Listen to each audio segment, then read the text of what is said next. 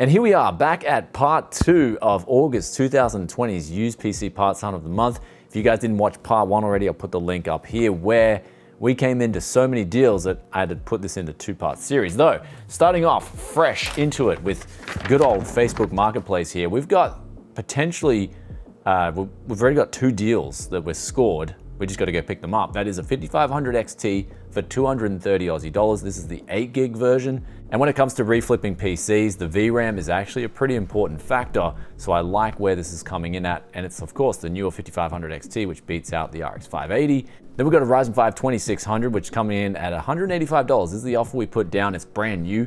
So they've accepted that. We're gonna go get that. And it's around the same area, which makes it a big plus. And then we've got a GTX 1060 where we put an offer in of $200. Well, they're actually asking $200. They just got to get back to us. So I think they've actually had this for a higher price, but they've just decided to drop it to 200 flat, which is a fair price for a 1066 gigabyte. So we're going to go with that. And then we've got an R9 290X, which we've offered $100 down on. So if we can score this, that's actually a really good price for this caliber of GPU. Then there was an R9 390, which I've just asked about the VRAM because sometimes they have the 8 gigabyte variants of these, and if so, we'll put down an offer. So there's 2 deals already scored, but there's 3 potentials up in the air. But when we move over to good old gumtree, we've got a GTX 1070 where they've just put this up for $250, and it's the Katana version. This is the single slot, PCIe slot version. And I mean, $250 for a GTX 1070 in this current climate, I put in pretty much asking price, which I don't usually do, but if the asking price is really good on its own, and considering there's already like 4 other offers down on this card within 14 hours, then I'm just gonna offer asking price. And they've got back to me already saying they'll accept it, so we're gonna go pick that up. I mean, depending if... The next up is a Vega 56, which we put in an offer of $250, but then they got back to us and said that someone else already got it. However, they would have accepted that offer, which is, it does make me feel good. At least I'm on the right track. And then we got next up a GTX 970. We put on an offer here of $110, and we're waiting for them to get back to us. Of course, being a 970, they may have a hard time selling it.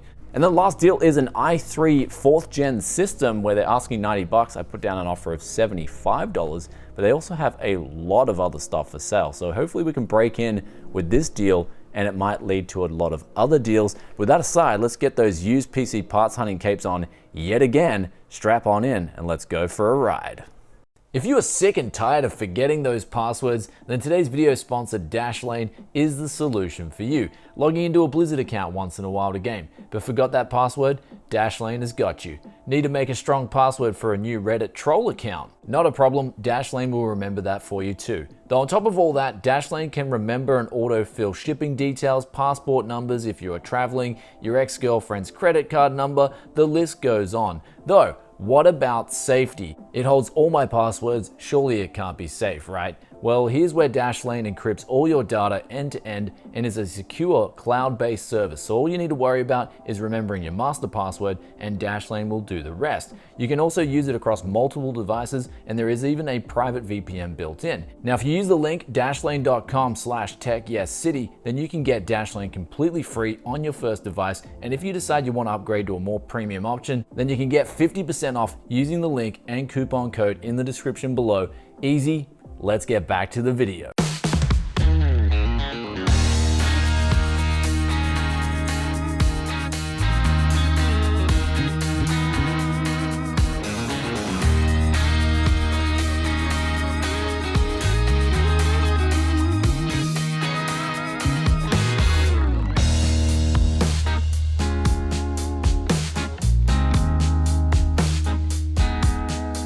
So we've just picked up the RX 5500, and you'll notice I'm at a different place right now, and I'm actually at my sister's house because she lives like literally 2 minutes around the corner from where I picked this graphics card up from. And I also, right around the corner from this place too, picked up the Ryzen 5 2600. So it's just crazy coincidence that both these deals were right near my sister's joint. Now I'm just popping in for a quick feed, then we're gonna hit the highway again, and on the way home I'm gonna go and visit the dude who had the PCs for us yesterday, and we're gonna go check out what he's got because he reckons he's got a few more PCs. And then on the way home there's also another deal that I've got to pick up too. So this is gonna kind of like be a couple of late night deals, but the GTX 1070 guy, I think that is a bit of a troll because apparently he's messaging other dudes as well, saying like, yeah, come and pick it up, come and pick it up. And he's telling me come and pick it up as well. So kind of a little bit fishy on that one. Might want to just tread lightly if you see, if it's too good to be true, right? It always is. That's the rule of thumb. But other than that, I did have something came to me. Now, this is mid-parts hunt. You guys said the audio from the phone wasn't half bad. And when I watched it back, I was actually surprised too. It wasn't half bad. And the video was okay, bit potato, but voice always comes over video. And this was the thing, all right, the VRAM thing. It got me thinking how ingenious some of this stuff is that these graphics card companies pull off, right? So this guy sold me the RX 5500, and he's like, oh man, like, you know, it's got 8 gigabytes of VRAM. I'm like, yeah, bro, I know. Like, that's basically, as a PC flipper, I'm buying it because it's got that 8 gigabytes of VRAM. But the RX 5500 is not a bad buy at 230 Aussie dollars. But then I said to him, what did you upgrade to? He said, oh, 2080 Ti. I mean, I made a joke to him about the VRAM, but you went from 8 gigabytes of VRAM to 11 gigabytes of VRAM. And he was like, yeah. And then I'm like, well, dude, that's like 400% of the cost for only like 30% more VRAM. But didn't really click and didn't really register. And this got me thinking back to the upcoming RTX 3000 launch and how important VRAM SKU marketing is for these companies, right? If we look at the 10 series, that was like a perfect, and I mean perfect, separation of VRAM. They had the 11 gigabytes on the 1080 Ti, 1080, 1070, 8 gigabytes, go down to 6, and then 3 for the guy who wanted the competitive NVIDIA price performance at the time versus the AMD card. Then they had the 1050 Ti, 4 gigabytes, 1032 gigabytes. So they had this like perfect spread of VRAM. But then you look at the RTX 2000 series, and the VRAM was in ways sort of less for the same money, right? You're getting the 2080 for the same money roughly as the 1080 Ti, but that was only 8 gigabytes of VRAM. So it got me thinking like, okay, maybe this is the real reason why NVIDIA had to do something with RTX. Like, it got me a little bit thinking, like, because I don't know, why am I going down this train of thought? But sometimes you got to always bring it back to the most common denominator and the most basic of basics. And then it got me thinking that may be a big reason for RTX. I mean, call it a little bit weird, but you guys said you liked story time, so there's a bit of story time. But then we've got RTX 3000 now. We've got the ray tracing, but we're also going to have a big jump in the, I guess, the amount of VRAM these cards will have. So it's going to be really interesting to see the actual amount of VRAM they are putting on these cards 100%, because I guarantee you it's going to be bigger than RTX 2000 series. But then you've got the RTX selling point over the GTX cards that had actually quite high VRAM sizes on them. Of course, I have parched my thirst with some exquisite beverages, but still that helps you relax the brain and get more thoughts out. Anyway, let's go hit a feed and then we'll get back on the road and see what deals we got crack-a-lackin' or pop-a-loppin'. Depends whichever way you want it.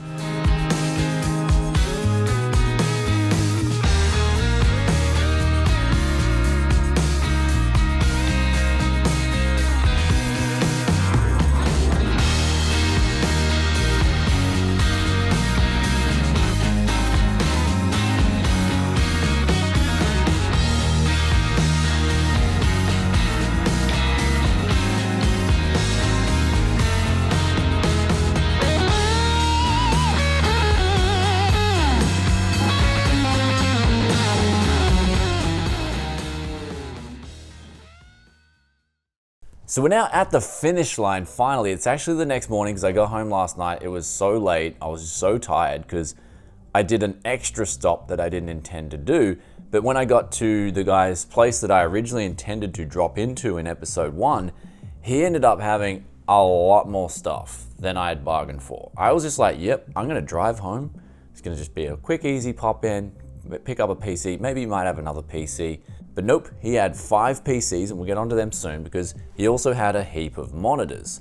So we had 5 22-inch monitors and 1 20-inch. And he said, what do you pay for these? And I said, well, 20 inches is usually 20 for 20, and then 22 inches I pay 35 to 40 depending on how many I'm getting and what condition. And so he had 6 22-inch monitors, and I ended up getting 5 of them. And I had to leave one behind. This is a true story. I had to leave one behind because I ran out of money in my wallet. I had no cash left. so I could not get these parts because I'd really wanted to get the towers. Now there's 5 of these things. The cases are pretty good. They've all got Windows 10 Pro licenses installed, but there was a problem with a few of them. Like, this is the weirdest thing, because this situation, I'm gonna tell you guys, you probably won't even believe it, but this guy, he had a hearing aid.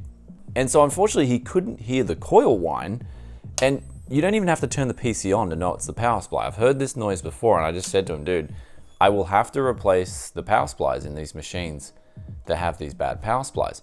And he's like, oh man, that'll be fine. I can't hear it, it's not a problem. And I'm like, this is it's just a weird situation, because you cannot sell a PC with that kind of coil whine. It is going to drive you nuts after a while. It's not just the noise, it's also the fact that the power supply is not in good running condition. So he was like, I can't hear it, it's fine. And I'm like, well, man, like, because you know, you just don't want to really haggle too much. So like, I just said to him, look, can you give me a little discount? Because I'm buying all 5.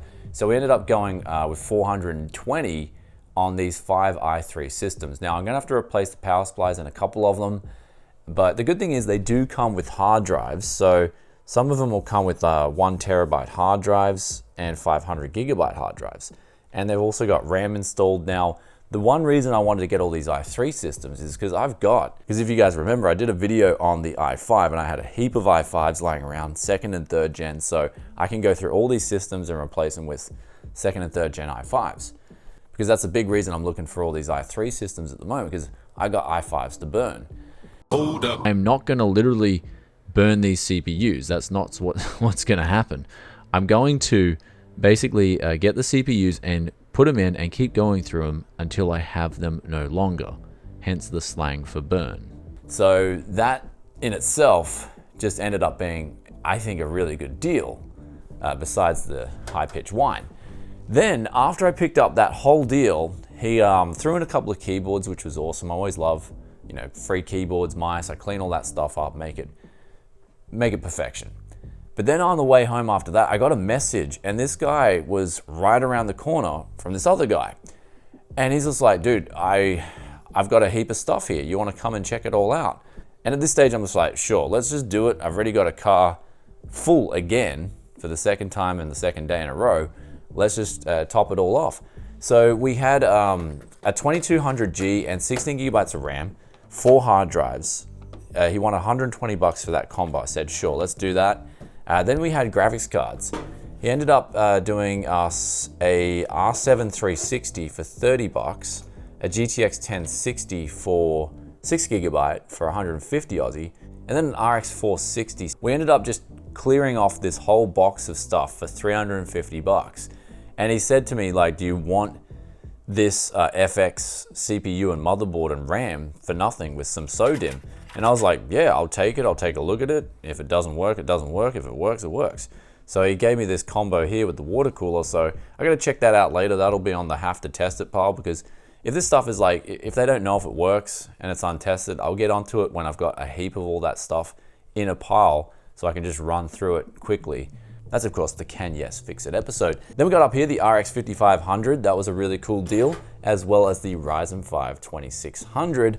And now tallying all that up for you guys, we ended up doing part 2 with a grand total of 1,380 Aussie dollars. We had 615 on the monitors and all those bangers, then 230 on that graphics card, 185 on the Ryzen 5 2600, then 350 on the magical box of parts, which was broken down into a lot of little separate deals, but then it came to 350 in total.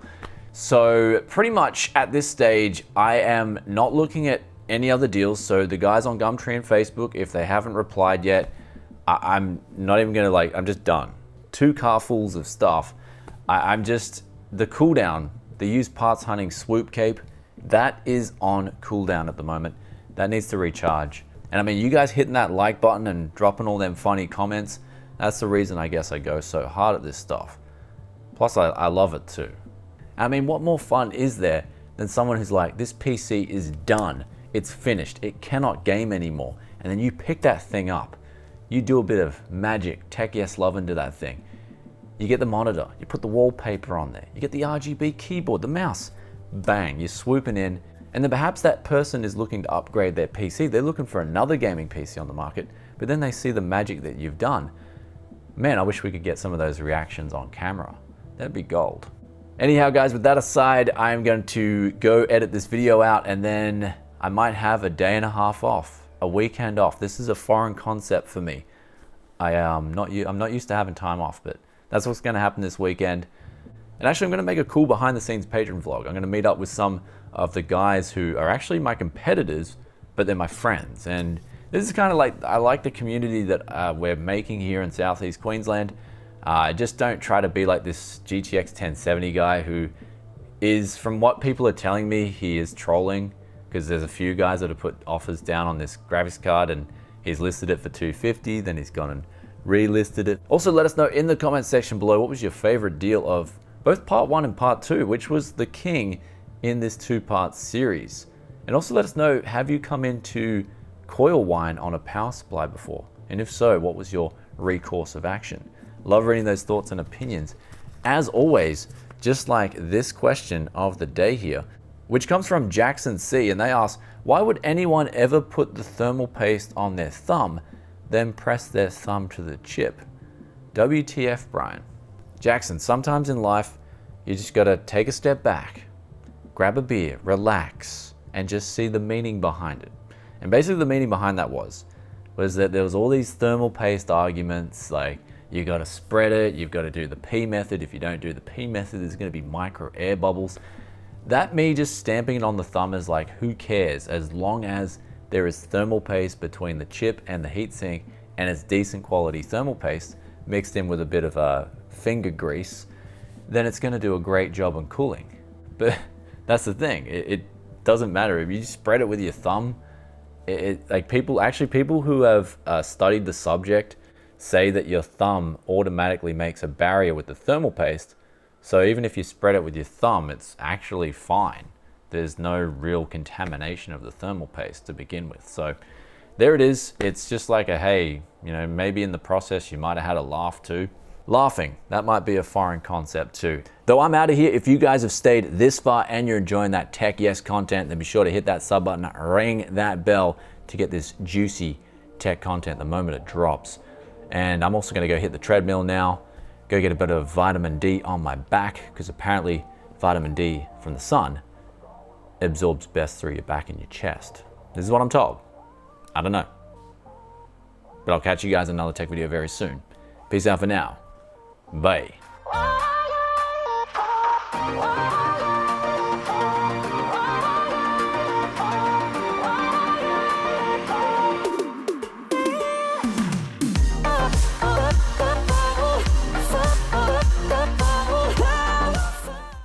One thing I've been meaning to do for a couple of months now is a long-term viewer, real long-term viewer, Neil. He sent over some Xeon's motherboard and RAM, and I said, thanks heaps. And then he just said, would it be possible if you gave us a little shout out in your monthly parts hunt, just a hi and thank you? And I said, yes, sure, no problems. But I've been keep forgetting every month until now. So big thanks, Neil. Thanks for watching. And also I appreciate each and every one of you guys every month here at Tech Yes City. So thank you guys all for tuning in. Hope you enjoy that content, and I'll catch you in the next one.